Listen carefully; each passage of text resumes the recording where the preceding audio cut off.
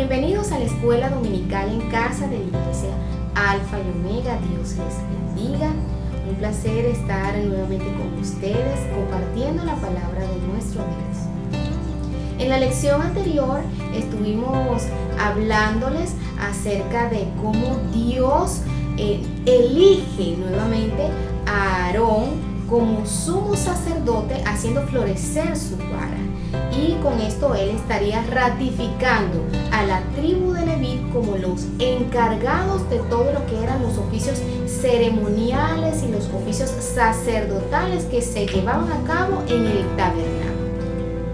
El día de hoy vamos a estar compartiendo acerca de un tema relacionado con la desobediencia y la vanagloria.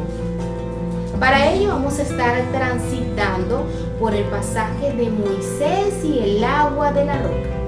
Este pasaje se encuentra en el libro de Números, en el capítulo 20, desde el versículo 1 hasta el versículo 29. Este pasaje nos relata acerca de cómo Moisés y Aarón fueron también destinados a perecer durante el éxodo, es decir, ellos tampoco entrarían a la tierra prometida. Vamos a ver qué fue lo que hicieron Moisés y Aarón que provocó este juicio de Dios hacia ellos. El pueblo de Israel se encontraría con varias realidades de forma recurrente durante el éxodo. Y una de estas realidades es que ellos no tenían agua para beber, ni para dar a su ganado, ni para refrescarse. El Señor les había provisto de forma milagrosa agua para satisfacer estas necesidades en varias oportunidades.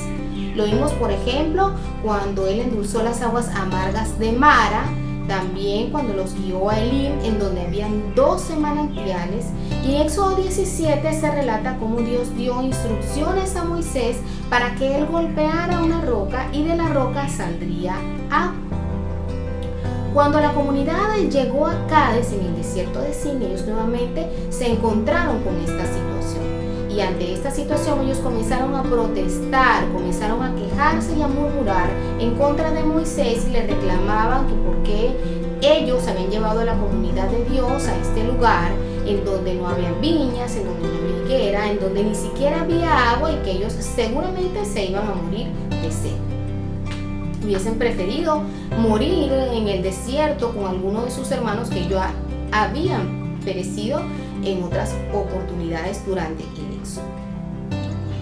Ante esto tenemos que reconocer que la comunidad estaba protestando y quejándose en contra del Señor, pues siendo Moisés y Aarón simplemente portavoces, o ellos solamente hacían y decían lo que el Señor les indicaba, pues las quejas estaban dirigidas al Señor.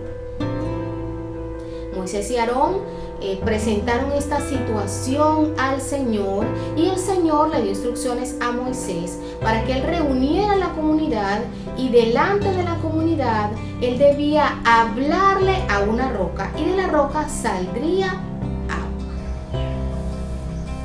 Moisés y Aarón obedecieron a medias las instrucciones del Señor, puesto que ellos se reunieron a la comunidad enfrente de la roca, pero Moisés se precipitó al hablar. En el Salmo 106 habla de cómo Moisés le fue mal en las aguas de Meribá, o las aguas de la contienda, a causa de que la comunidad lo irritó y él se precipitó a hablar con sus labios. Y es que él dijo: rebeldes, es que os haremos salir agua de la roca. Como que si el poder de hacer salir agua de la roca viniera de él y no viniera del Señor. Ellos le quitaron la gloria al Señor y no santificaron al Señor en este momento. No fue como, por ejemplo, cuando Dios hizo llover maná del cielo. Moisés dijo: este es el maná que Dios ha hecho llover del cielo para que ustedes coman. Aquí no lo hizo de esta forma, sino que ellos usurparon las funciones del Señor y no le dieron la gloria al Señor. Esto fue más que vanagloria, porque ellos no presumieron de algo que iban a hacer. Ellos, puesto que ellos sin la ayuda del Señor no lo hubiesen podido hacer. Fue mucho más grave que un simple pecado de vanagloria. ellos tampoco obedecieron, puesto que en lugar de hablarle a la roca como el Señor les había indicado, ellos golpearon a la roca 2 veces. En Éxodo 17, Dios ciertamente le había dicho a Moisés que debía golpear la roca, pero en este pasaje Dios da instrucciones claras a Moisés y la roca solamente se le debía hablar y ello sería suficiente para que de ella brotara agua. Ellos desobedecieron al Señor. En muchos pasajes del Antiguo Testamento Dios nos revela la obra de Cristo. Por ejemplo, en el tabernáculo eran ofrecidos sacrificios diarios, eran llevados animales los cuales eran sacrificados y su sangre era derramada para que en ellos fuera perdonados los pecados del pueblo. Esto sería una sombra de lo que vendría a ser Jesucristo al presentarse como Cordero de Dios, derramando su sangre en la cruz para el perdón de nuestros pecados. En 1 Corintios capítulo 10 versículo 4, Pablo, haciendo referencia al pueblo de Israel, dice que todos bebían de la misma bebida, porque todos bebían de la roca espiritual que les seguía y la roca era Cristo. Es decir, la roca era una sombra de Cristo. Y siendo la roca una sombra de Cristo, ella debía ser herida una sola vez, así como Cristo fue herido una sola vez para que en ese sacrificio único nosotros obtuviéramos perdón de pecados. En este pasaje la roca no debía ser herida, sino que debía ser hablada, se le debía hablar, así como nosotros debemos hablarle a nuestro Señor, acercarnos a nuestro Señor para obtener esas aguas vivas que refrescan nuestra alma. Moisés y Aarón son castigados y destinados a perecer en el desierto. Ellos no entrarían a la tierra prometida. La muerte de Aarón es narrada en este pasaje. Dios le dice a Moisés que debe subir a la cumbre del monte de Oro conjuntamente con Eleazar, que era el hijo de Aarón, y en la cumbre Aarón moriría y las vestiduras sacerdotales de Aarón le serían colocadas a Eleazar. Recuerda que en el pasaje anterior hablamos de que eran los descendientes de la tribu de Leví, es decir, los descendientes de Aarón, quienes iban a encargarse de las funciones sacerdotales. A partir de este momento, Eleazar sería el sumo sacerdote. La muerte de Moisés no se narra en este pasaje, se posterga. Sin embargo, Dios no cambia de opinión, no cambia su juicio hacia él. Y a pesar de que Moisés suplica en Deuteronomio 13:23, nos lo dice así, que él suplicó al Señor que lo dejara entrar a la tierra prometida, que lo dejara cruzar al otro lado del Jordán.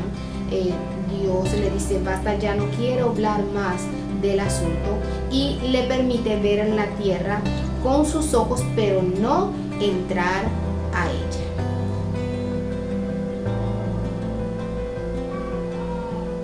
Siendo Cristo nuestra roca eterna, esa que nos provee de aguas vivas para refrescar nuestra alma, el versículo a memorizar dice lo siguiente: Jesús se puso en pie y alzó la voz diciendo: si alguno tiene sed, venga a mí y beba.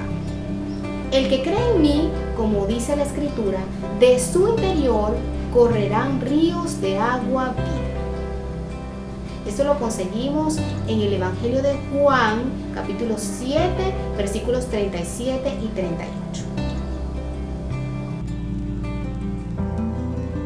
¿Cómo podemos vivir esta palabra? Pues la mejor forma de vivir esta palabra es apreciando las actitudes que no le agradan al Señor. En este pasaje pudimos ver la vanagloria. Y la vanagloria es la acción de presumir o alardear acerca de algo que tengamos o algo que hayamos logrado.